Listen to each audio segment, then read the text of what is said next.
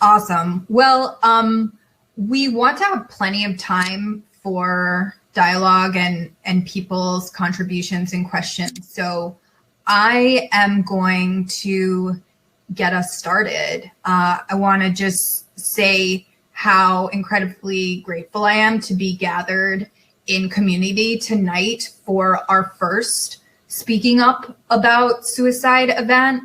My name is Caroline Mazel-Carlton, and in my role as a facilitator for Alternatives to Suicide groups and as a trainer for people building skill around talking about suicide, I feel very privileged that I get to have a lot of these open conversations about life, about death, and all the potential options for change in that in-between space between our current struggles and leaving this world, between our current struggles and suicide. I'm privileged to have those dialogues, but that space for truly open dialogue about suicide and the factors that were driving that were not always available to me. Certainly not in my personal darkest moments, but also for many years, working in a professional peer role in the mental health system. So tonight, we're going to create a container for this. People are going to share some of their experiences, some resources. We're going to offer places to continue the dialogue as well. And so please feel free to contribute to the chat. We'll be looking for, that's how we'll get our questions later. And, certainly chat box community is something that we've really had to build this year in 2020. So it's not just for questions, it can be for reflections as well. So the first personal memory that I want to share from my life is being a kid, growing up in small town Indiana, and being around about 8 years old, and just sitting in a corner of my parents' living room and kind of like holding myself, crying, rocking back and forth. And as I was crying, just saying, I want to go home. I want to go home. Please. I just want to go home. I want to go home. And I remember my mom feeling confused by this and saying, this is your home. This is the only house you've ever lived in, Caroline. And ultimately, it was my continuing to do stuff like this and other quote unquote unusual behaviors that led her to bring me to a child psychiatrist. One of what would be a very long line of psychiatrists. But 30 years later, I've had time to reflect on that kid in her house, in her own house, crying, I want to go home, I want to go home. And I know what she was really saying was that the world didn't feel like a place where she belonged. What I was really saying was, I want to go home. I want to leave this place and I want to go to a better place, a different place. And ultimately, as a teenager and again in my late 20s, I would try to leave the world by taking a large amount of Valium and then heroin to try to end my life. And I spent a lot of time in mental health facilities and provider offices and Indiana strip malls.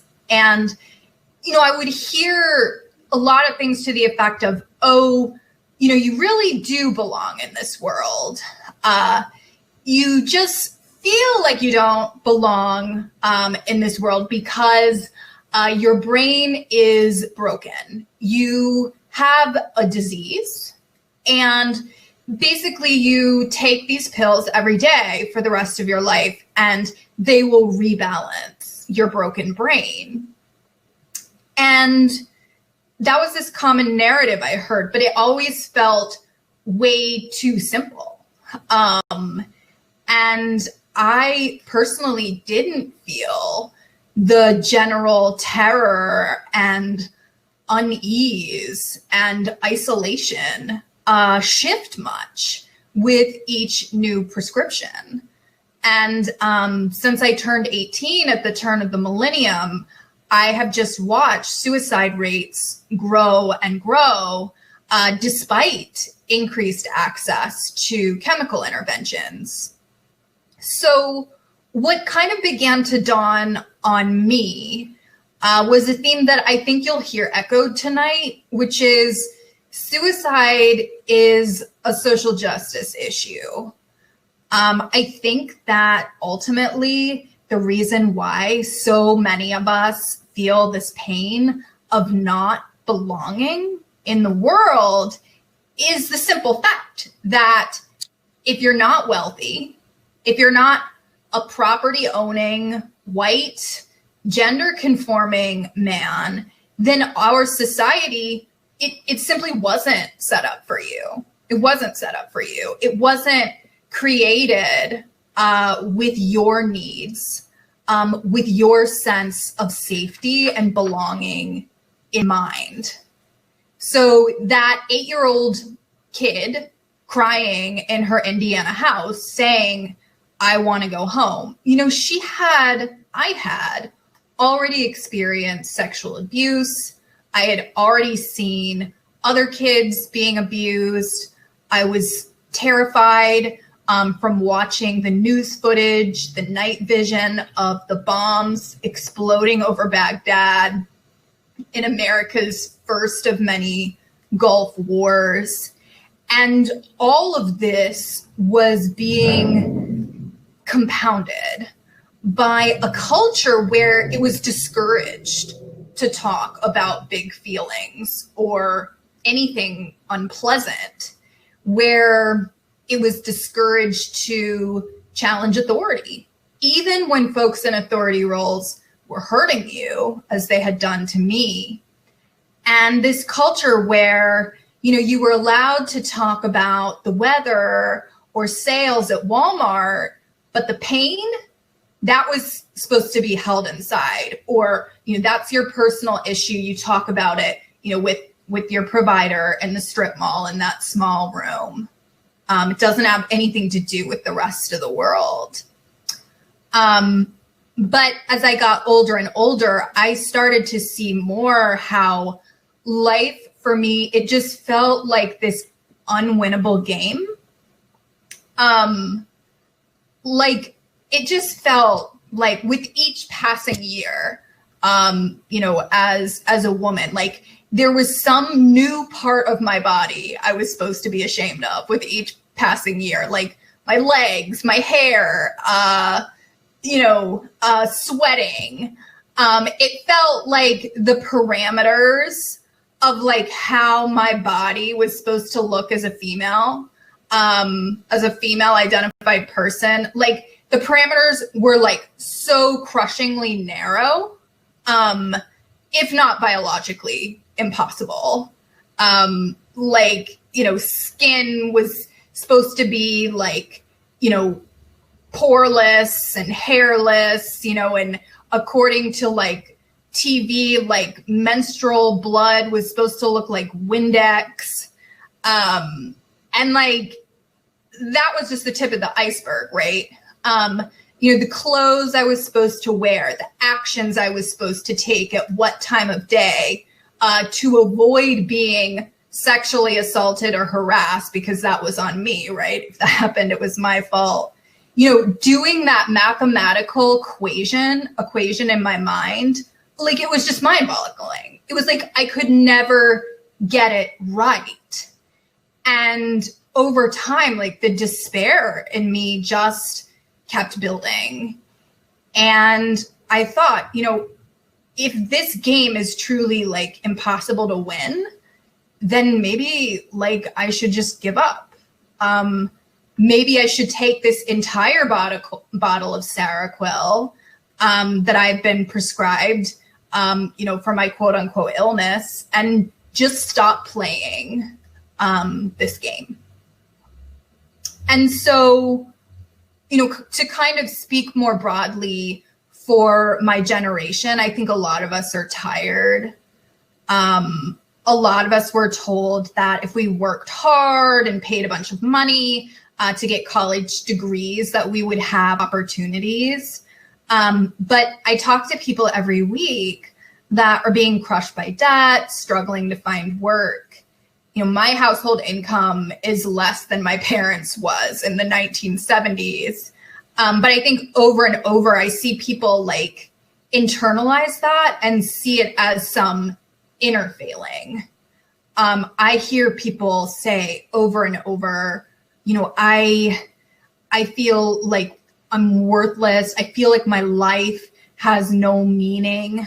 And it's like we've internalized this message that is common in the US, that if you don't meet these like standards of success, that it's your fault, like you're a failure, even though like the rules, aren't set up in a way that this is a game you can actually win. So talking about suicide and the root causes that drive it, really, it has to be everyone's responsibility to shift things like income inequality, war, rape culture. Like it takes everyone pushing back, naming these difficulties, pushing them back. And, in my life, a lot of the mental health interventions, that were meant to fix me and my despair, it just felt like a Band-Aid on a bullet hole, or worse, it exacerbated the wound. So for example, like a lot of people who have been suicidal, I've spent time on locked unit hospitals. I've been relieved of my shoelaces and my belt, slept on that plastic mattress on one of those beds with no legs, 2 feet away from another person that wants to kill themselves. And, what was hardest for me as a sexual assault survivor was this thing called 15-minute check, and where, I would be trying to sleep, but because I was deemed a suicide risk, every 15 minutes, like a large guy with a clipboard would come next to my bed and shine a flashlight to make sure that I hadn't done it yet. And that was supposed to be helpful, but it was terrible. And so we know from account after account, study after study, that hospitalization, more hospital beds, doesn't solve suicide. And perhaps one of the reasons why is that it doesn't actually make sense to frame suicide as the problem to be solved. I think suicide for most of us is actually the attempt to solve some other problem, like isolation, social pressure, trauma, debt. And so we need to create spaces and community where those problems, the real problems, can be named, where the pain can be witnessed and validated, and where we can envision a world where no one is weeping, I want to go home, I want to go home, in a place that they should feel welcome. And so when I say community, and I'm seeing family in the chat, and I think family is really important. But I'm talking, broader community is important too. I've spent years of my life living in psychiatric facilities, staffed group homes, living in my parents' house while I attended IOPs. But it really has been communities that have different values than the wider world that have given me something to hold on to as a space to grow and transform. And so that first community for me was the roller derby community. I was incredibly lucky that one of my group home staff was a fan of the sport, and the roller derby game was chosen as an outing for those of us in the halfway house to go to and socialize. And I remember, I had this constant voice in my head at that time telling me, you should be ashamed of yourself. You should just kill yourself. You're ugly. And I remember that voice, that sort of like social trauma embedded voice, just being struck dumb at the sight of these women, all sizes, all ages, all walks of life, on the track, playing this powerful sport together. And, acting in ways that had gotten me, labeled as having a borderline personality disorder, but they were being celebrated by their community. And even more importantly, they were celebrating themselves and their relationships. And it felt like something I could be a part of, different from that unwinnable game that I talked about before. I mean, you can literally win a roller derby game, but even if you don't win, even if you aren't even a rostered player, but help put up the track, you are accepted, you're loved, and you're viewed as having worth and value. So in many cultures, including I've learned in my own Jewish culture, there's a practice when you're close to death, you are given when you've been close to death, you're given a new name. And roller derby gave me a new name, a new identity, an identity other than troubled, unemployed woman who lives in a halfway house. A name and an identity that connected me to a purpose and role that I could play in the community.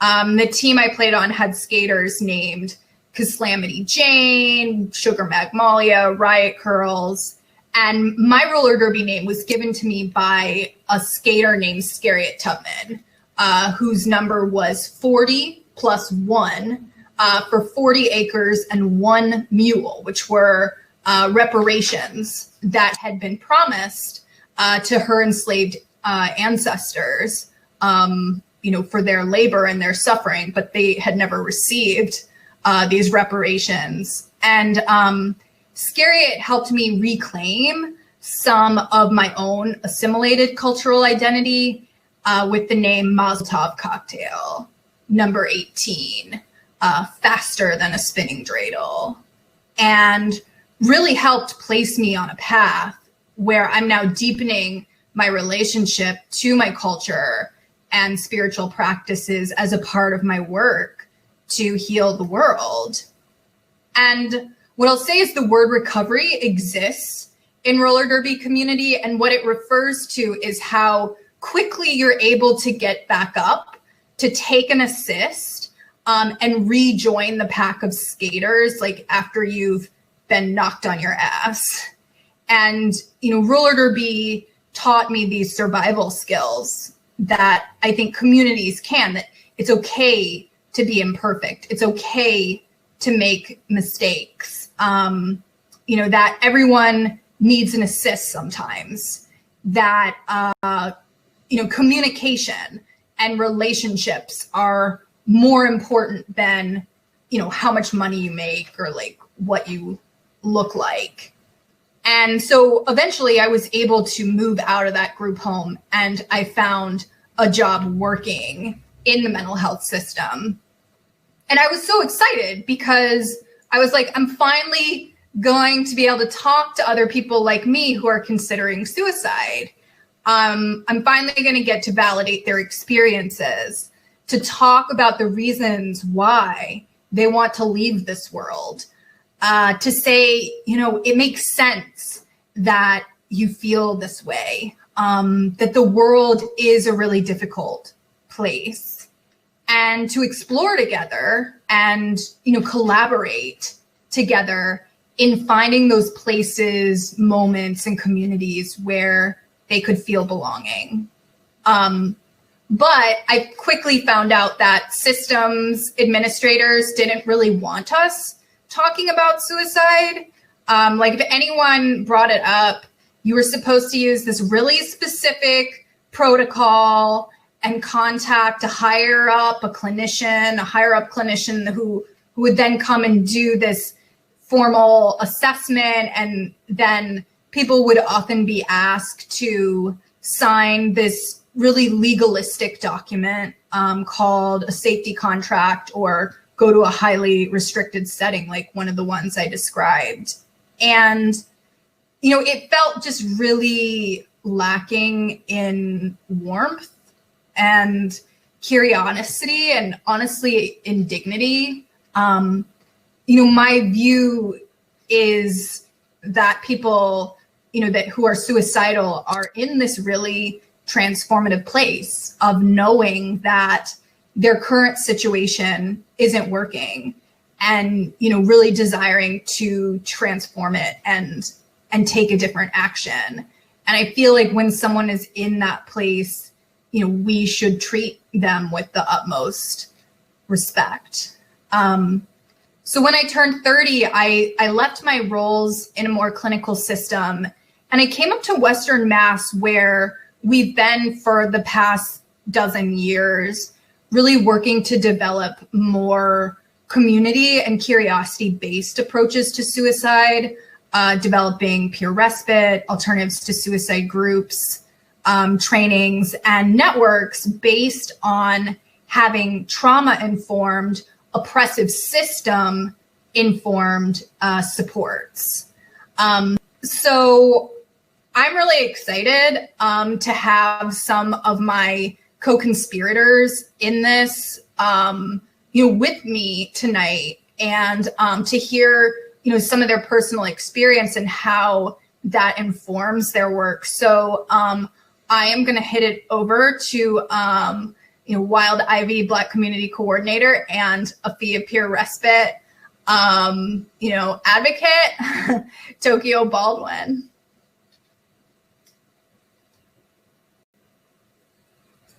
Hello, all. So thank you all for welcoming me here. I appreciate the space, and thank you all for coming and sharing the space with us, and joining the conversations for talks about navigating suicide. So this is a first for me. I'm going to save space, so I feel like I'll share that. Please excuse any mishaps beforehand. But I am happy to be here, and I'm just going to share a little bit of my experience personally as a parent and just a person. So to start with, socialization would be the beginning for me, how we grow up, what we learn as we're growing up. And for me, I learned very early on that I was different and that I held a different position in life. And unfortunately, it had a lot to do with just being who I was, my color, my culture. My mom was a single parent, and I had 4 siblings. So in light of all of this progress and productivity and growing, I realized there were certain options that weren't available to me. So my mom had a lot to carry, and it led to a lot of us not getting individual attention in the way that a lot of children would if there were less, children. So struggling through that and working with no father and having a single mom who worked all the time to support 4 kids, it was like I realized I had become a statistic without even participating. And this was early on in life. Even in school, it kind of showed through teachers and my interactions with them. I actually had a teacher when I was younger. I was in the middle of a test, and it was a difficult test. And I used to everyone has their niches. So some people chew on the pencils and chew on their nails, but I was actually chewing on one of my hair extensions. And the teacher called it out in front of the whole class, oh, stop chewing on your extensions. I'm like, wow, that was super aggressive. And unnecessary for a child at the time. I was clearly, struggling. I was thinking hard about what was going on at the time. I wasn't even paying attention. It was just a coping thing. And to be, called out in such a derogatory way actually led me to kind of realize even more so that there were differences between me and other students and just me as a child. So moving forward, I did start to act out in regards to that, and not having that direct attention that one would typically require or expect at home. I was kind of like angry. I was upset and acting out as children do.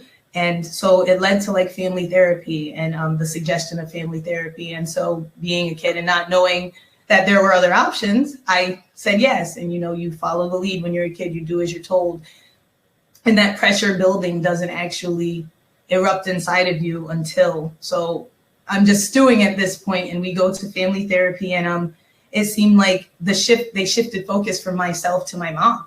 And it became more about what she had done. Was she doing something wrong? Were the finances not right?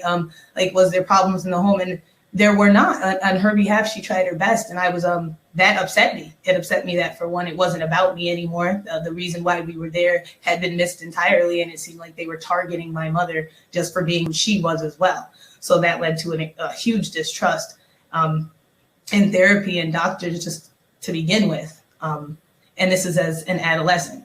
So it made me afraid to speak about the things that I was going to, because I knew I would be referred to these people who weren't going to listen, or who were going to try to observe me and assess the situation in whatever way they best saw fit. So for me, that wasn't acceptable. And growing up, moving into teenage years, given that my mom had so much on her shoulders, she did end up actually marrying, and the person that she married was extremely physically abusive. So then there was that, and my not being able to talk about it. So holding all of this inside and feeling alienated, knowing that I was different, and knowing that to some degree I'm being stereotyped everywhere that I turn, and I'm all by myself. I felt like the black sheep of my family at this point. There was nothing for me to hold on to personally, and I felt like I needed more, and I wanted love, and I was not feeling that joy. So I actually turned to the streets, and I felt like people there were more accepting of me. They were less objective. My friends were able to let me stay at their houses and just kind of embrace the situations I was going to, as opposed to judging me for what I was encountering at the time.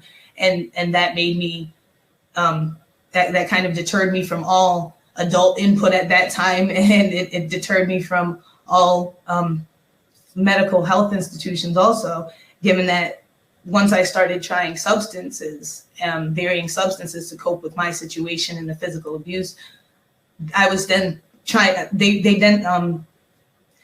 doctors and clinicians then suggested I take medicine. So now it's a problem where I had to deal with it, and I should be medicated.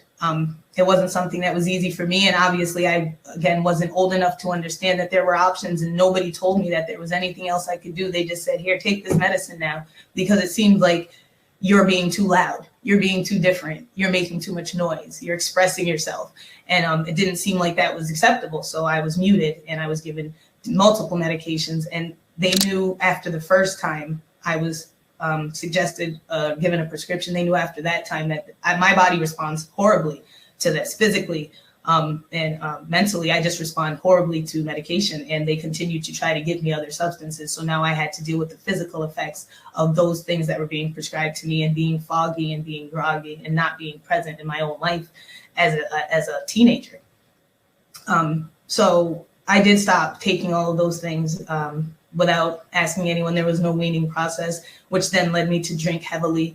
And I had a 2-year stint of just not remembering my own life, not wanting to be there anymore, not wanting to be in it. And my thought process was like, if I can't remember it, it didn't happen. Like I'm not here for it. It's okay. I removed myself in a way from the situation, because my ultimate solution at that time, and what I continued to think about, was how I could get out of this world, how I could get out of these thoughts, these feelings, how I could remove myself from being a part of being stereotyped, and the racial trauma that I kept being subjected to in education and in being employed. It just kept heaping up. So I ended up having my daughter at a very young age. And I was glad, because where I was searching for a person or someone to heal me in that way, or a man or a substance, I was given my daughter. So I was very, very happy about that. She changed the game for me personally. And at that moment, like, I felt like the sun was shining again and maybe things could be different. So she kind of reinforced my reason for being here. And shortly thereafter, her father actually was killed on the day of his birthday.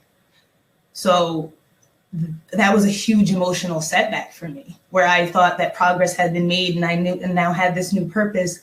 I actually lost a piece of something that was a milestone and was detrimental to that purpose I now served.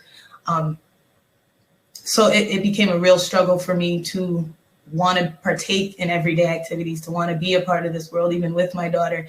And I didn't want her to suffer in any way for any of the things that I had encountered, or for any of the things that happened by chance. But on the day of his funeral, she expressed at 11 years old that she did not feel that he would want her to be sad. And that is why she was not going to be. And for me, that was enlightening. It was profoundly enlightening. She was inspirational. And I decided at that moment, if my daughter could see things in that way and be objective while feeling the immense amount of emotion she felt, I should be able to do the same, and I should move forward. And even if I couldn't rectify those feelings for myself, I felt like maybe I can help somebody else, because I do understand these feelings. I had gained that much experience at that point in my life. I felt like now's the time maybe to share that in hopes of making someone else's life a little better, or a little easier, offering comfort where I had found none. So helping others at that point became my outlet. I had not had an outlet in which to express what I was going through, and that became my outlet. So I still grabbing for straws at this point. That was the next thing for me that I felt like would be helpful to myself and still wanting to be alive. Shortly thereafter, my grandmother passed away as well. And that was another stepping stone. The boyfriend I had at the time broke up with me a week after my grandmother because he said I was too sad, and didn't know how that even made sense. And just how hard it was for me to be a parent at that time and to experience those feelings, and to have a child still, and to know that somebody depended on me while I saw the world as being such a hard place and such a negative place. I still had to uphold myself and uphold my faith for everyone else. So at this point, I was masking everything that I had going on for me. And despite the fact that I was looking for an alternative, I was looking for some type of an out, I couldn't leave even the most terrible of circumstances because I had someone that depended on me. I had a child, which essentially just added more stress. And it's hard for a parent to say that and for it to sound the way that it does, but it's true when saying, as a person, I had feelings outside of being a parent, and those feelings for me were real. And they kind of encompassed me on a daily basis. And I did start to feel even more alone while I was with people, and I didn't want to be around anyone. So I chose to delve into my employment. I dove into direct care. I got into a substance abuse and recovery facility for youth males. So I felt like this will be helpful. I can, explore different avenues and see if there are ways that I can bring joy to these young men that might be helpful to them that they had not known. And all I got there, it seemed like, was resistance from the higher ups, from the management. It seemed like there was resistance to all of the things that would allow these children to have free thought. When it came to their medicine and what they were prescribed, they were telling children to take things that they didn't need. They were telling them they couldn't stop taking these things or they would be in trouble, which they did have the option to stop. And they weren't telling them this. And then it was a conflict of interest to me morally to sit idly by and watch other people suffer, knowing that I had to either partake in it quietly or my job was at risk. And needless to say, it did come up, and it was a conflict of interest between me and my manager. I did, in fact, lose that job because I was refusing to adhere to their structure. It was an oppressive structure, and taking more from people who already felt they didn't have anything was almost a trigger for me, while feeling like I didn't have anything as well. I couldn't watch other people suffer. So I started to see that kind of there was a system in play here that kept everybody, or not everybody, but kept a large part of the community, marginalized portions of the community that are often in suffering, and people who have substance use issues or are referred to the mental health systems. I started to see that nobody was asking any questions. Nobody was looking into these communities and seeing what they felt, what they needed, what mattered to them, how there could be alternative means of care. And I had to remove myself because of it. I felt like there would be something better. And ultimately, I did move into different positions, different managerial positions at different jobs. I worked at another place where they refused to promote me after 3 years. I pioneered the position. It was made primarily for me. They refused to promote me after 3 years. It was a male-dominated workplace, and I had a boyfriend shortly thereafter who was hired. In 3 months, they tried to promote him. They told me I had to take tests. They told me I had to go through trainings, and 3 months after that person was hired, they tried to promote him. So again, racial trauma and the instability of the job, the organizational oppression. And I kind of spiraled out again myself and started looking for those outs. And I found Wild Ivy. I found Wild Ivy. It actually, for me, was a blessing. I was skeptical about how people are able to interact with others and alternative means of care because I didn't know they existed. I didn't know that these resources were available. And for me, I wanted to see it. I wanted to see how it worked. I was curious instantly about the progress that was being made for other people in that way. So I felt like building genuine human connections was necessary for my growth, and to see if I could implement that and learn it and bring that to others, maybe that would be a way where others wouldn't feel what I felt, where others wouldn't feel so alone. So that is what I proceeded to do, and changed my worldview, attended trainings, and ultimately learned that being alone is okay, that being in a dark place is all right, to know that somebody can keep you company instead of trying to shine a light and make you happy and tell you everything's going to be okay, cheer up, bite the bullet. And no, sometimes it's okay not to. Sometimes it is okay not to feel as strong as you are told you should be or as you're expected to be. Sometimes it's all right just to ask somebody to be there and to know that somebody will assist you in sitting in the dark. I've watched the world as of late just hate me for the person that I am. I've seen genocide be incited by people that are running the country full of people we are all a community with. We're all intact. This is united. So for me, watching this and seeing what's being facilitated, the American strain theory is at work here at its finest. We are being made to chase something, and it's hard to live up to all of the expectations that are placed in front of us as a society and as people. So to speak to what Caroline said about this being our problem, it does get made to, you are made to feel that way. People do try to put you in that box and say, hey, no, you deal with it, or you be medicated and you be quiet. You go back to that dark place.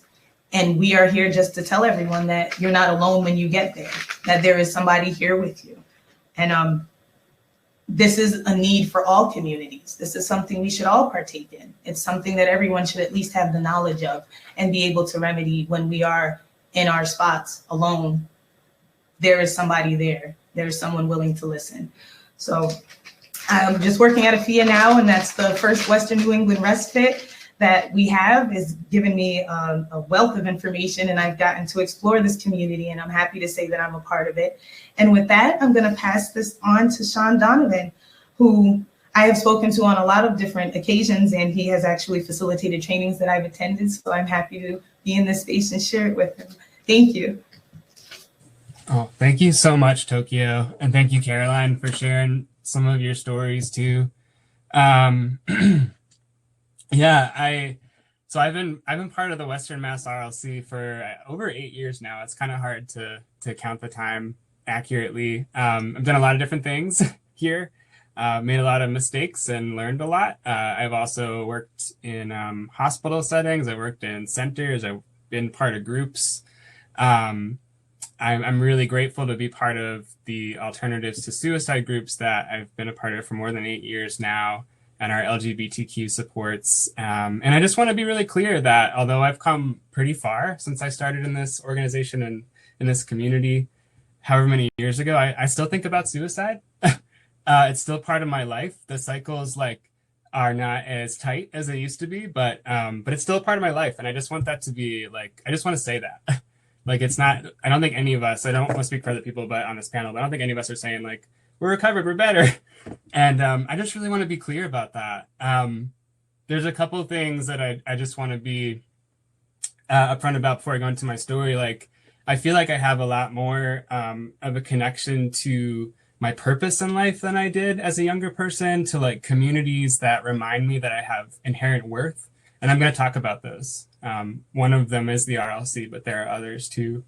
And yeah, so thank you, Tokyo and Caroline, for being part of that. I'm going to probably name Caroline in my story because we've spent a lot of time together. So recently, like as in like this Monday, I felt like I had a microcosm of my life in one day. I was in New Jersey. That's where I grew up. I was seeing family. My dad was in the hospital for congestive heart failure. It's been kind of a hard week. He's doing okay. But I feel like as going home, quote unquote, does, it kind of brought up like some of the like unworked out wounds between family members and the dynamics there. And it also reminded me that, you know, my family of origin wasn't always open talking about the pain as it is now. And I'm really grateful for that. And I also noticed a lot of the tensions coming back between us. It reminded me about growing up in New Jersey. I had a drive home from New Jersey to Massachusetts with my now partner, who I love dearly. We had a fight on the way back, and we stopped in a town called Sleepy Hollow on the Hudson River. We walked it out. We talked about what was coming up for us. Some of it's related to this conversation. I'm not going to go into it, but we were open and honest, and then we were able to move to a place of like thinking about like love and what we appreciated about being queer in the world and having community. And even though we didn't have those people in our lives at the moment beyond us, like I felt like I could move from a place of feeling really alone in conflict to knowing that I have other people there, which I didn't have as a younger person. And then as I drove home to Massachusetts now, my new home, I facilitated an alternatives to suicide group with one of our other coworkers and friends, Riley. And so I got to connect with people about how our pasts can so often become our present again. And it felt validating in a lot of ways. So I'm going to talk to you about some of that. I'm going to do a lot of time traveling in my story. That's a way that I've learned to talk about it, so that I don't maroon us in any one place. I just want to say that some of my trauma and pain from when I was a teenager especially still seems unresolved, even though I survived it. So I'm going to jump around a bit. So I grew up in New Jersey, like I said, with my parents, with my younger sister, and assorted animals. My first animals were hermit crabs, which I named Bert and Ernie, which in retrospect sounded pretty gay. I'm not sure I was thinking that, but they were probably the gayest figures on Sesame Street. And I also did a ceremony for their death where I actually like buried them and said words. I don't know where I got that from at 5 or 6, but there I was. My parents wanted a lot for me and my sister in our lives in, you know, rural suburban New Jersey. We lived in like a pretty white like suburban home, but we were surrounded by woods. And I remember that landscape very much, and I revisited it this weekend. So I started music lessons as a kid when I was 5 or 6, and I also started playing sports. My parents had a lot of hopes for me, and I think they lived some of their dreams through me too. But I was lucky in a lot of ways to have their support. And I was lucky, as I now know, to know that I knew where my next meal was. Like I knew where I was going to sleep that night. That's not true for a lot of people in the world. And so I had that. I had some struggles with my health as a younger kid, however, and a lot of doctors that my parents sought out put me on antibiotics until they became toxic, and I stopped breathing at certain times when I was on them. And so I kind of learned really early on that, like, although doctors were supposed to be the experts, like even what they could provide could fail sometimes. And I felt that through some medical trauma with that. I also had this experience as a younger person in my early teens where, you know, I was really self-conscious about my skin. I had a lot of acne. I think that's true for a lot of people in general. But I was taught that that was not a good trait, that I should not, I should try to rid myself of that. And it made me really self-conscious and really upset. So my mom, trusting doctors as she did, and my dad, like, had me seek out a dermatologist, and I was put on this drug that had a black box warning, which basically meant like my mom and I had to sign that this drug has been associated with people who have died by suicide, who have killed themselves. And I remember the dermatologist saying, "Don't worry about it. You know, you want to look good." He was playing into all these like beauty standards. And I was like, of course I do. And, but actually that drug did have some weird cognitive effects. And I didn't have the words back then to name it as medical trauma, but I'll name it that now. That basically, you know, my mind became a test site for this drug that was still like, even the FDA was not quite keen on it. And so I don't know about all of you, but I kind of feel like I don't have memories from before this time when my mind and my life started falling apart, where I first started thinking about dying. Like I remember photos that my family took of me from before I was 12 or 13 at that time, but I feel like I didn't have consciousness. Like I feel like that this drug and then some other things I'm about to share is kind of what made me conscious, but also what made me conscious to pain and like aloneness. And so yeah, so I remember that around this time when I was pretty self-conscious, when I was taking this drug that affected my mind, a lot of these things that my parents had hopes for me for, like sports and getting involved in music and doing well in school, they started to unravel. I was actually in a musical at that time, Guys and Dolls. I was playing the lead role, not bragging because I actually couldn't remember my lines.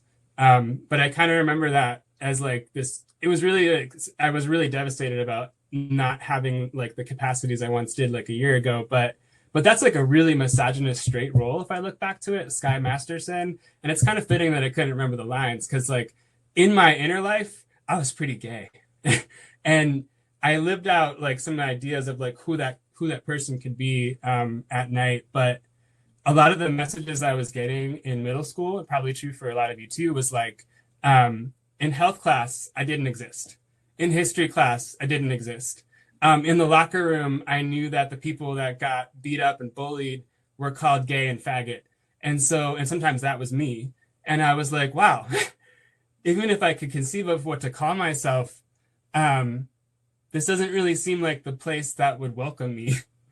And so I just stopped thinking about that I could be that person, but it started to like really grate on me. And I remember when I was 12 and 13, just like my brain kind of hurt, not only from maybe this medical trauma, but like these worlds that were clashing.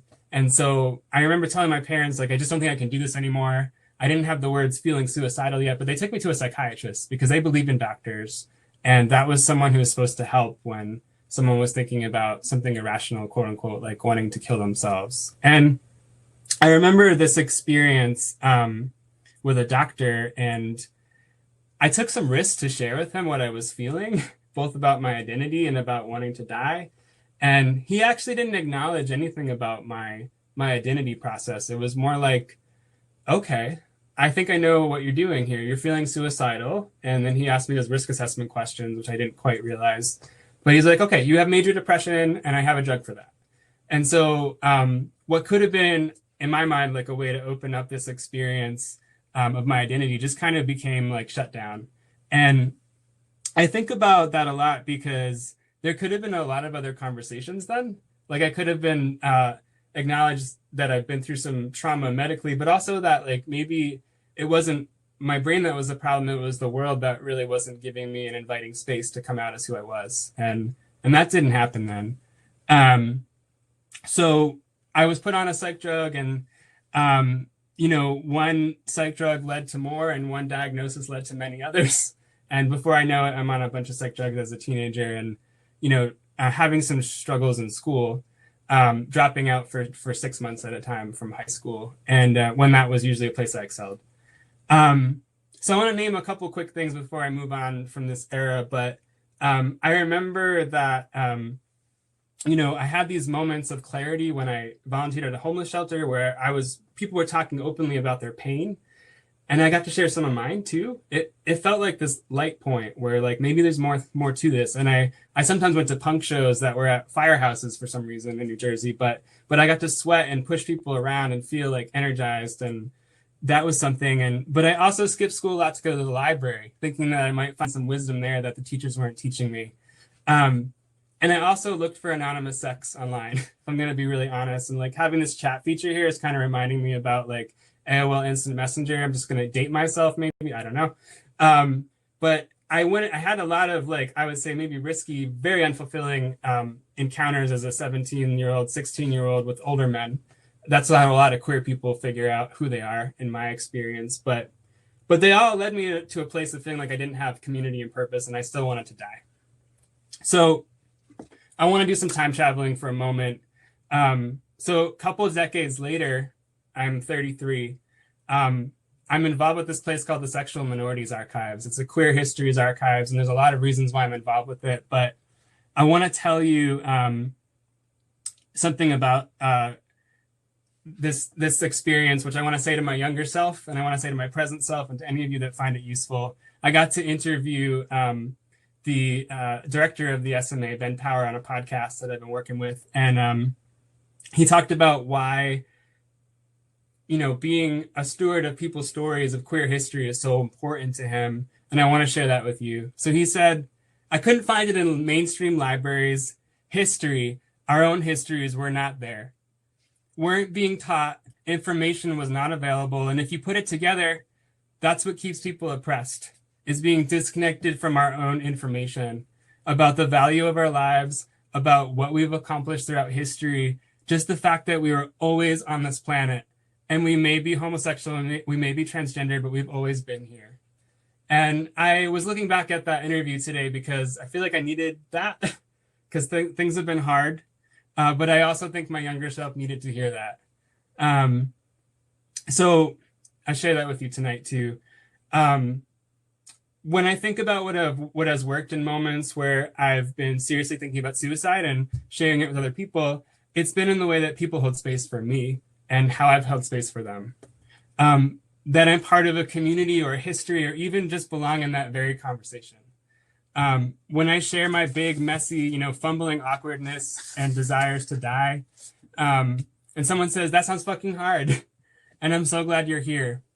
It's that validation that says you and the pain you bring with you are welcome, that I didn't get all the time in my younger years. Then we might get into the why and have enough space to go there and trust to go there. Maybe I'm dealing with the end of a relationship, a traumatic experience from my past that has become present again. I'm feeling torn asunder from my purpose. Maybe I'm sick of not feeling like I have a community anymore.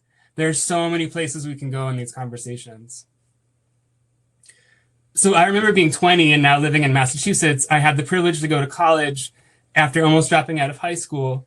But I had just taken leave from college after 2 years, feeling so overwhelmed by my own thoughts and feelings of suicide, and honestly not feeling like I was enough. I went to public school. I ended up at a private college. Everyone felt like they were light years ahead of me. My answer to the call of this added worthlessness of dropping out of college was basically why I cracked. I was trying to work 3 jobs. I was trying to volunteer places. I was trying to make rent, but I was also trying to feel worthy.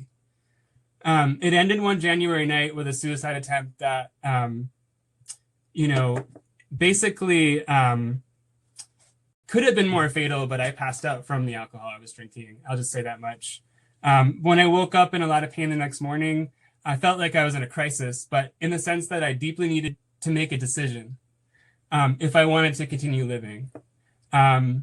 Reaching to my family of origin landed me in a psych ward for the first time, even after 6 or 7 years of coming close to the institutions. I was in then. They called it the Institute for Living, this psych ward, but that felt pretty mocking because I didn't feel alive. I spent a lot of time being told that my brain chemistry was the problem. I barely slept on a thin mattress with a roommate who yelled in his sleep and probably was also in a lot of pain, and being told that if I complied to the medication, I would be able to leave. I learned what it was like to have certain things I took for granted stripped from me, like Caroline mentioned too, like belts and shoelaces and privacy and freedom of movement. But what didn't happen was a solid conversation about why I wanted to kill myself.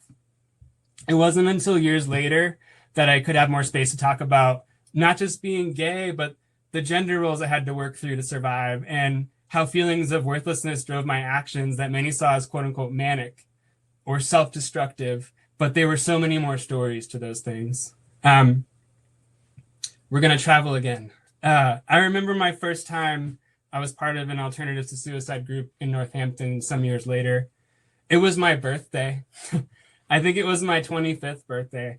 I've been to other groups in Western Mass several times before that were quite like this. But little did I know that this would be the start of an 8-year relationship with Monday nights. Being at this group every evening with similar, every Monday evening with some little exception, inviting conversations about suicide and making meaning about the world. I remember being unsure what these experiences would feel like, and would anyone actually want to be there? Well, in the years we've held this group, mostly co-facilitated with my friend Caroline, there were groups that eclipsed 20 and even 25 people in one night. These days, online, it is more like 10, but the ways the group has made me feel remain similar. I can describe these groups as a place where we offer each other witness and validation, and a place for our stories to land and impact each other. A place where instead of being told you are wrong or sick or unworthy, you can explore what those things mean if you've gotten those messages before. I think if I'm being honest, one of the things I struggle with, which I was deeply burdened by when I was 20, is my sense of worthlessness. Does it come from how much I produce or how much I don't? Does it come from how much I avenge the pain of my youth or how much I don't? Does it come from the approval of other people? Does it come from knowing what my roots are or not? I've been able to explore these questions, my own stories, and also listen to the stories other people share about their own process of making meaning in these groups. I had another experience ending up in a psych ward more recently. I call this part 2. I surprisingly didn't find answers there. This was about 4 years ago. I found more of them in these Alternatives to Suicide groups. In fact, one group, when people were giving each other space to feel rage and share what they were angry about, and some of that was misogyny, some of that was systemic racism, some of that was feeling unworthy also. The anger of others inspired a feeling in me. I wanted to take up more space in the world, but not as a man and not as a white person, but as a person who can create things, and a person and a place where I can have big feelings and be quote unquote mad without repercussions. I remember Caroline's words said in anger, as she said something to the effect of, I'm not just some sort of chemical bag to be treated. And I thought about that phrase, and it inspired me. And I said, wow, chemical bags sounded like a pretty good punk band name. And it's in part the energy that people shared, and in part the words that Caroline said that made me feel like maybe what I need to do to survive this world is start a band again. I did that in my younger years, even though I was almost 30. So no one on the psych ward had prescribed punk rock. Just going to put that out there. And to be real, that band Chemical Bags has broken up like so many do. But my love for creating music and being unhinged, performing in ways that, I get validated by people in the audience, and they feed off my energy and I feed off theirs, rather than assess and contain and over-medicate, continues to be a through line in my life these days. I've gone through other bands with other names, with other people. One of them was called Full Gay, in case I needed to remind myself that I wasn't the shy little ashamed of being gay boy in my past. Now one I share with 2 awesome women is called Feminine Aggression, for a lot of other reasons I won't go into here. But all these bands that have kind of been lifelines the last 4 years have had the themes of mad and queer liberation, how if the world is not going to give us what we want or me what I want, maybe I'll just yell it into it and see what happens. And so it's been cool to do that. It's been a little tougher in quarantine to make that happen, but we find our ways. So these days, I value being able to speak up and speak out when I need to. It's kind of similar to the title of this event. And I guess to be part of building a world with other folks that they can find that space too. I have found that in Alternatives to Suicide groups, sometimes when people say they want to die, it's not that they want themselves to perish, it's that they want this world to perish, that it's not good enough, that it's not giving us what we need. And I've been really privileged to have those conversations with people of envisioning what a world could be, where we could feel like we wanted to be here. And some of this also comes down to just, making sense of the world as it is. So one thing I've learned from alternatives to suicide groups and other spaces to explore meaning is the power to figure out what words and rituals and culture resonates with me. And I definitely credit Caroline and a lot of other people in my community for giving me this space. I don't know if I've said my full name yet, but I'm Sean Donovan. It's pretty fucking Irish. But a lot of the traditions didn't follow my ancestors from that island to these shores, except maybe St. Patrick's Day parades, Catholic guilt, and the occasional Guinness. By the way, they don't have St. Patrick's Day parades in Ireland. That's an Irish-American bullshit tradition. But anyway, I won't go there. I've been looking more deeply into these roots the past couple of years as a survival strategy to salvage some things that might be useful. And I want to end with my recent understanding of the goddess of Bridget and the time of the year called Imbolc, to which she is associated. It's the time of the year at the cusp of January and February that I ended up in a psych ward both times. Both times it happened. Bridget is a figure in Ireland with both pagan and Christian meaning. She's a reminder that winter, at least in Ireland, New England sucks, is on the threshold of spring. It's usually pretty cold here still in February, but my friend Mizelle, who I've been learning from the past year about some of these traditions, shared that Bridget is a goddess that can guide people to figure out what needs to be let go of and what one is trying to manifest. I've been thinking of these moments when I was locked up during Imbolc, but I didn't have the language or the knowledge of what that time could be called. I wonder what might have been different if instead of entering a psych ward, I entered a time of ritual guided by this Irish goddess and ancient marker of time to figure out what I needed to let go of and what actually might be born out of this moment of winter.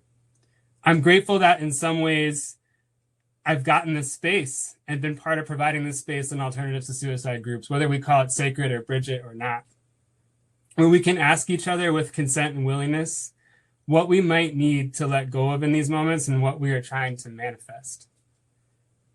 My hope for this panel is that our stories will inspire you to let go of the need to control and coerce in these moments, and instead be curious to hold what wisdom might come out of these challenging conversations.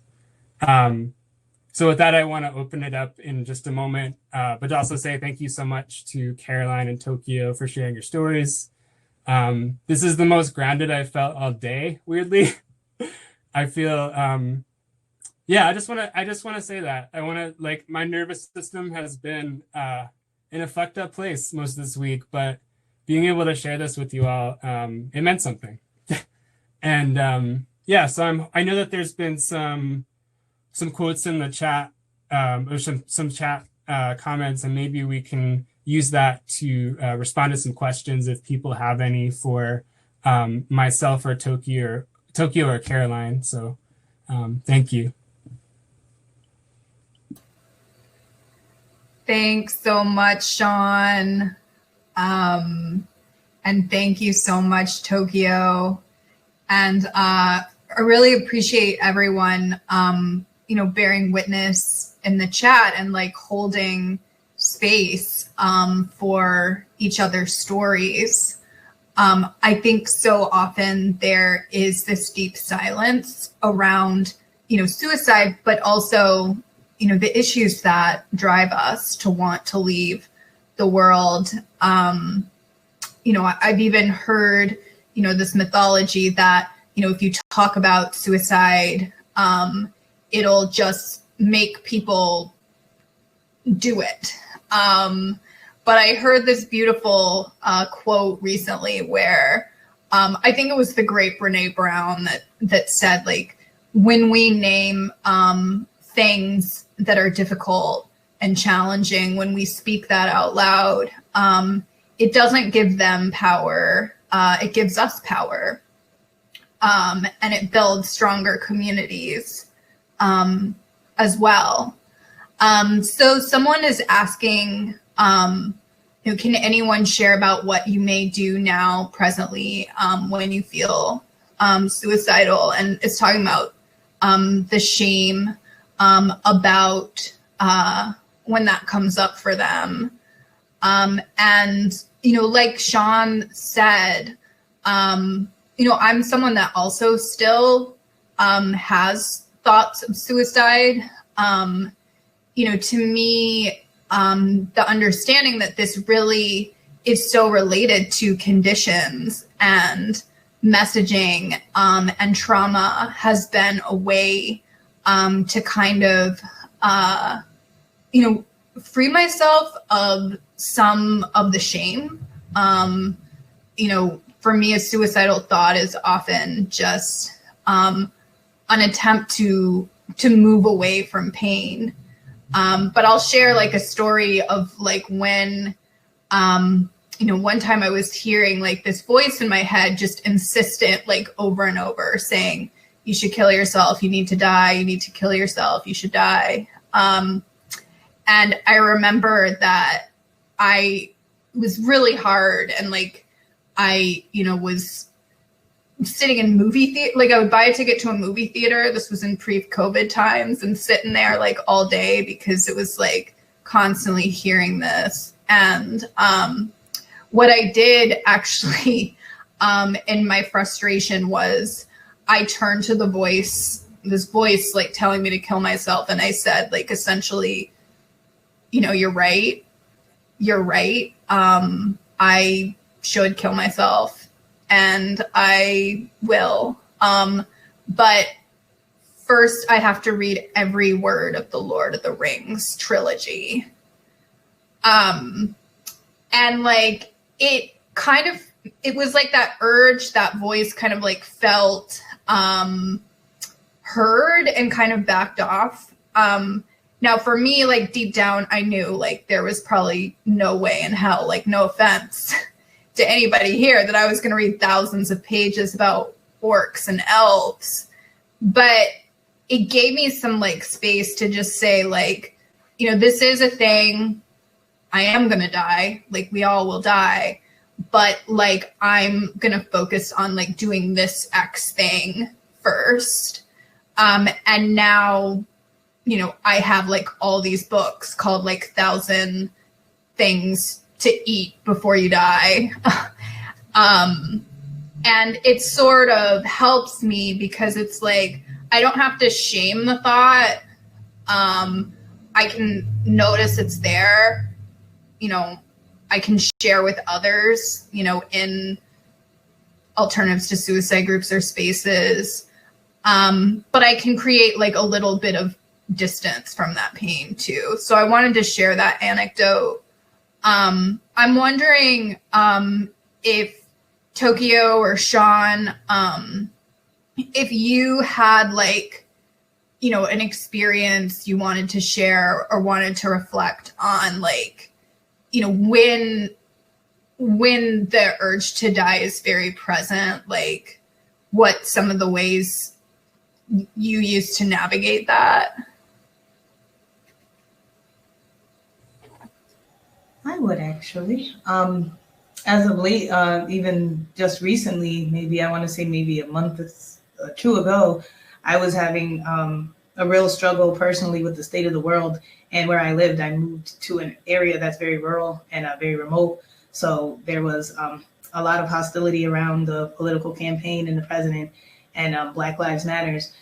They were not very welcoming where I was, and I felt the need to like break out. And I was like, this needs to end, or like it needs to end. For me, it was a struggle in myself just to be in that space, and I made it a point to put as much distance between me and that space. I actually drove to South Carolina 14 hours to make sure that I had enough distance between me and what was bringing me so much stress. Because it was causing me so much angst, I really felt the need to immediately move. And it's not an option that is readily available to everyone. I do know that it's a lot of gas, but sometimes just taking a step out of the scenery that you're in, removing yourself from that place, trying to get out of your own head. And I made an attempt to outrun myself, and honestly, that did work. It was refreshing, and everything about it was new and like revitalizing. Just gave me like a new picture and something different to look at. So for me, that was temporary, but still very relieving.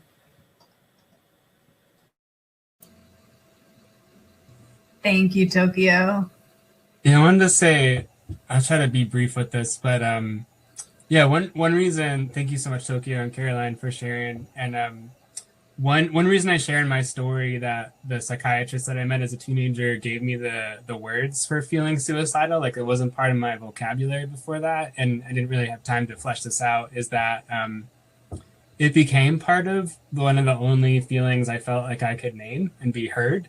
So I guess the reason I'm sharing that is that I feel like through alternatives to suicide groups, through conversations that hold similar values, like I'm opening up what that means in different contexts. So like when I was a teenager, especially like feeling suicidal was the way where I could just say, fuck everybody, or like listen to me, or fucking listen to me. When in fact, there was a lot more going on with my life and my emotions. And so, and I want to be fair that to my family that I sometimes have misgivings with, that, you know, when my distress always came down to feeling suicidal, it's probably hard for them, but they also contributed to like why that space got so narrowed for me. So now I guess what I'm sharing this is that nowadays, sometimes like as Caroline maybe said, a version of like, I'm seeing that feeling as a message, but there's more to it. So I know with my partner who I've been with for 5 years, we've developed some ways of like talking to each other in these moments. And I will give my partner a lot of credit. Like it's really hard, but I think it's worthwhile to have a relationship with someone who's suicidal a lot because we're fucking awesome people. But sometimes it's hard to be like, I love you, it's not you, but I want to kill myself. That's really hard. But I'm grateful that I have more language and that my partner knows questions to ask about, like, do you think it's coming from this, coming from that? Like if I do want to talk, just knowing that there are so many possibilities to say I feel suicidal and then to go places with it, even if just in conversation. So sometimes it's with myself too. I don't really meditate as easily this year as I used to in the past, maybe because of the world, but maybe I'll go for a walk in the woods, and sometimes being around trees alone reminds me of like the ancientness of this place and that I wasn't here forever. And it gives me a place to really think about, you know, what messages this is bringing to me. So that's helpful. Not saying it'll be helpful for everybody, but those are some pieces for me. Thanks so much, Sean. So we have a question about how to make human service agencies more accepting of the alternatives to suicide approach. So just really briefly, the alternatives to suicide approach is one that we use in all of our settings. We've talked about our groups, AFIA, Wild Ivy Social Justice Network, but we've also done trainings in the approach across the globe, from Australia to Brazil. And, you know, it does represent an alternative to risk assessment, pathology, and force. And what it involves are things like validation, curiosity, vulnerability, and community. I'll send out more information about it, you know, to everyone that signed up for this webinar, including upcoming trainings. So someone's asking like why this approach that's been so helpful to people, it's hard to adopt, is not really adopted by human services agencies. You know, I'll speak kind of broadly. I think like one of the problems that we have is we don't have a system that's necessarily focused on healing. It really is more focused on risk management. So it's not, particularly when suicide is concerned, we don't have like a quote unquote evidence-based system. We have a liability-based system. And so a lot of the choices that are made about how people are treated are simply, you know, done through this framework of values of, you know, minimizing like risk. It's better to have a person locked in a room than to sort of like explore. Ultimately, though, none of this has been found to be particularly effective. But I think we really need to demand, I think, that our mental health systems actually do the job that they're supposed to do, which, or purport to do, which is heal people. And I know a lot of clinicians, they don't get into this work because they want to sit on people and manage risk. Most of them know that you can't live a person's life for them and make choices for them. So I think a lot are frustrated because they want to do healing work and have healing conversations, but they're locked down by these protocols that are rooted in fairly unfounded liability fears. So that's sort of my general thought. We've got to shift sort of like what the system focuses on more broadly, from healing, away from liability, and towards, building like relationships, addressing. Claudia's asking, what is healing? I think it depends on like what's leading you to consider suicide. We've heard like a variety of things tonight. Practices that can be healing, actually address the root causes and trauma. But our system's not really set up for it. So I'd love to ask other people on the panel, like, is there, there's probably a lot of things, but if you could like wave a wand and shift something, maybe large, maybe small, about the way, the system approaches suicide, what change would you make?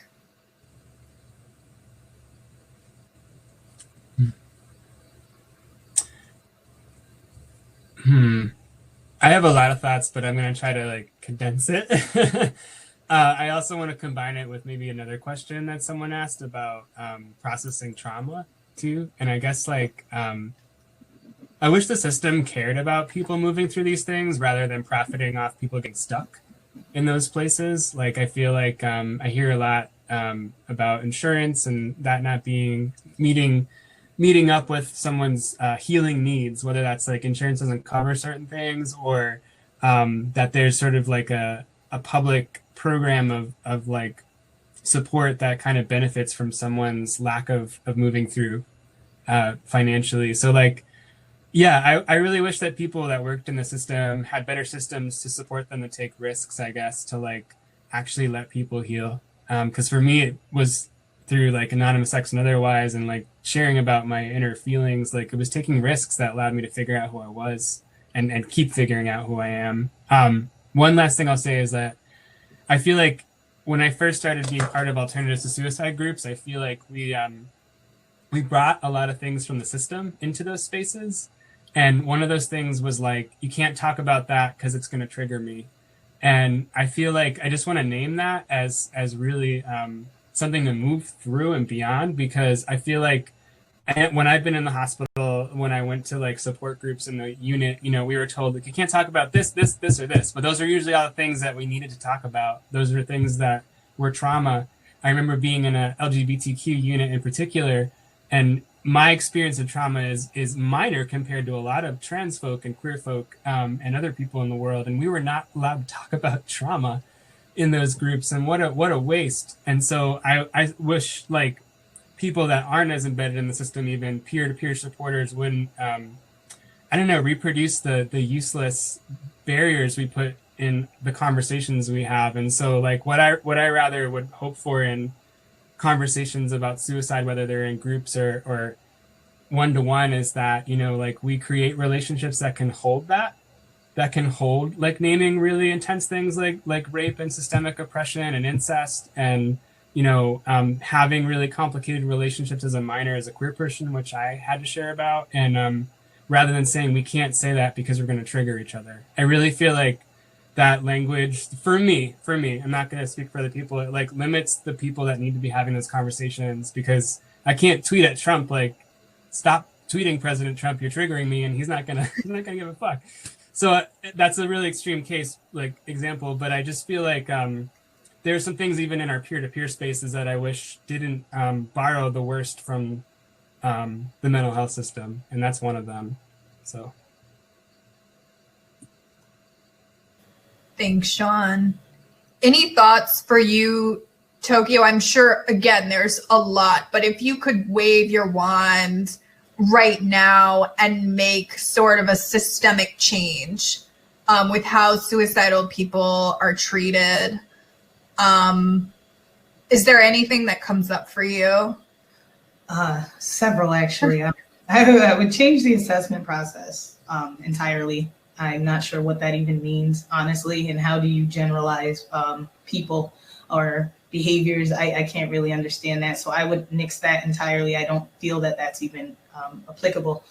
Also, the need for lived experience and management, and or just someone to advocate for people with lived experience in these situations, people who actually have direct experiences with thoughts of suicide or suicide in general. I think there should be more people who know about it, and they should be more trauma informed instead of people who have never had these encounters and who have never directly interacted with people who've had thoughts of suicide on a regular basis.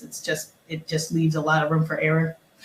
So that for me would be a big part as well. And understanding, just there's a lack of understanding, I think, amongst community. Just when people hear things that alarm them or unnerve them or that they don't understand, it immediately turns to fear and, you know, can graduate to hatred. And I just think people need a lot more understanding.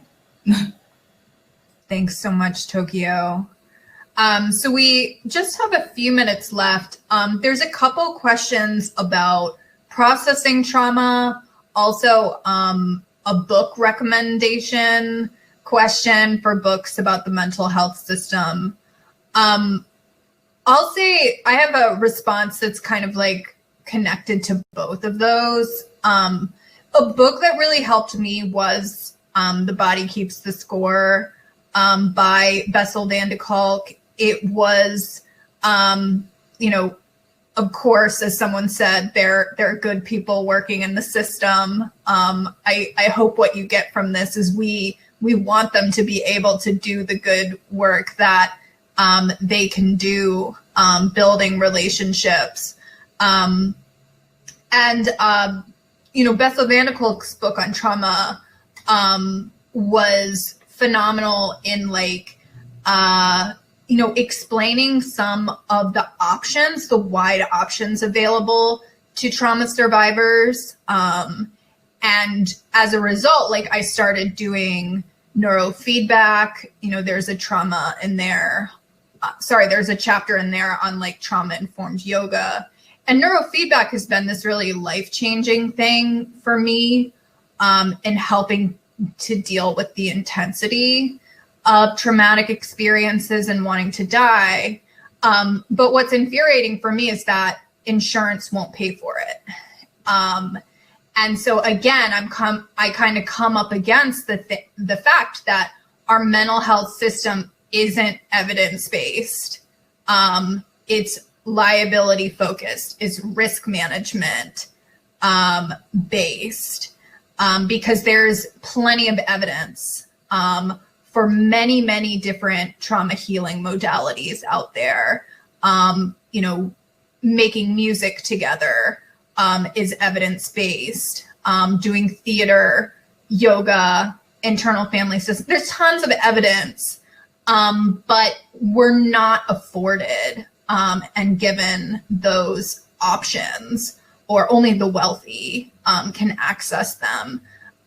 So I think, you know, I guess I'm getting away from like sort of book recommendations, but, you know, I really appreciate learning how systems work and how they came to be how they are. So I like books about sort of the history of the mental health system. Like one I like is Crazy Like Us, The Americanization. It was like the importing. Oh, I'm forgetting the name. But it's about how the American mental health system developed and how that's getting exported around the world to not so good effects. I promise I will get the name right when we send out the research. The resource link. Anybody else that wants to talk about trauma healing or make a book recommendation before we head out tonight?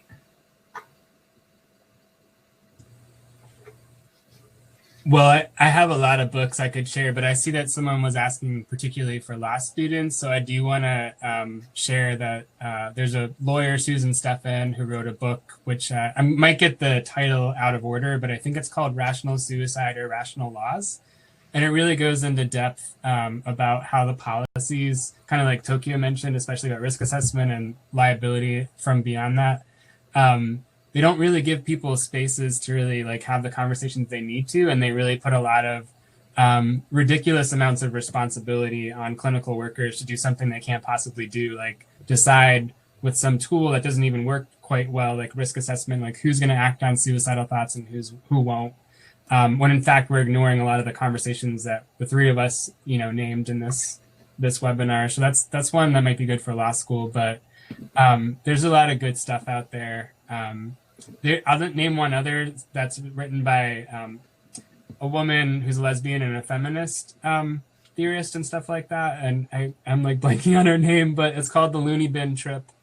And anyway, it's about someone's experience like in the 70s being forced into a hospitalization because of confusing her identity with a mental illness, when in fact she was just being treated really poorly as a lesbian and a woman in the world.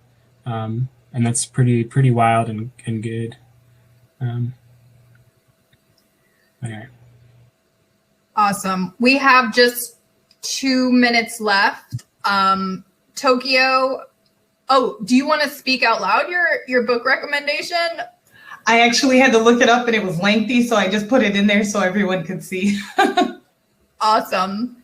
Thank you so much. And so people are asking whether we speak at law schools, and the answer is yes, absolutely. You can contact us, and we, I think, have spoken. I think we did some consult with some lawyers just this week, and we'll do another one later this month. So absolutely. We are happy. Our team, the Wildflower Alliance team, is happy to, speak about these experiences and frameworks to a wide variety of audiences. And so we are going to continue. People are asking for specific resources on suicide and social justice. We are going to add you all to our newsletter because just next week, we're going to have another Wild Ivy Social Justice Network event called Work and Worth, another panel discussion. Sean, do you want to give like a 30-second teaser for that? Yeah. So I just wanted to acknowledge that there's other questions in the chat. Like, I hope people can address that with each other. We're at the end of our time, but we're doing an event a week from now called Work and Worth. It will have 4 panelists. I'll actually be moderating that one, which will be a different thing for me. But yeah, we're going to talk about how people, find work that feels worthwhile, and about worthiness, and about fixed income and some of the supports that we offer to deal with all that, but also just like what about work, whether it's paid or not, or creative or whatever, gives people a sense of worthiness in the world. So I'm really excited for that. If anybody wanted to join us, maybe we can share a link in the email we send out to folks. Cool. Thanks, everyone, so much for coming out. We're going to continue to have these discussions. I feel like, we just sort of, it's the tip of the iceberg, but we're really appreciative of people coming out and listening. And we are going to add all of you to our email list so that we can stay in contact with you all. And you'll get an email soon with like the resources that we talked about today. So we hope to hang with you again in another virtual room, but maybe sometime in person too. That would just be really, really nice. Thanks, everybody. Thank you. Thank you.